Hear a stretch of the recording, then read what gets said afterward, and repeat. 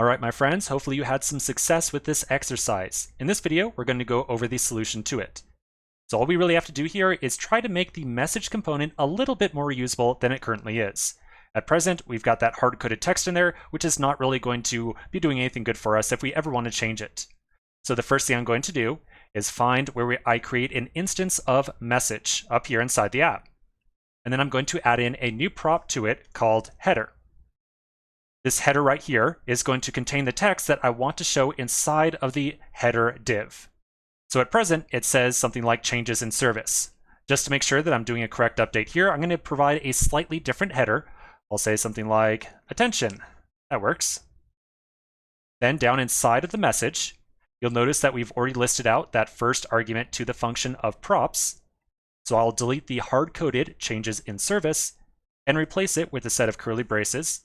And inside there, I'll say props.header, like so. And then we'll see over here on the right-hand side, even though it's kind of cut off, my text is now updated to say attention.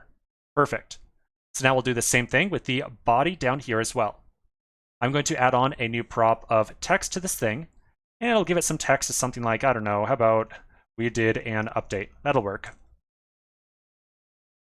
So then inside the p tag down here, I'm going to delete the hard-coded text. I'll replace it with a set of curly braces, and inside there, I'll reference props.text. And now you'll notice over here on the right-hand side, I've got the update over there as well. Now, as a quick reminder, we didn't have to call these two props right here, header and text. I just arbitrarily made those up. We could have just as well called this like message body or something like that. Totally could have been possible.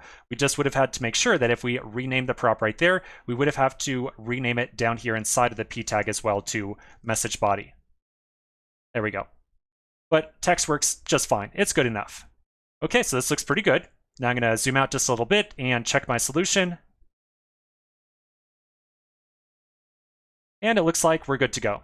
All right, so that's it. Let's take a quick pause right here. And in the next video, you're going to find another quick exercise. I'm not going to do an introduction on this next one because I think you get the general idea now. So go ahead and give a shot on that exercise, and we'll go over a solution right after that.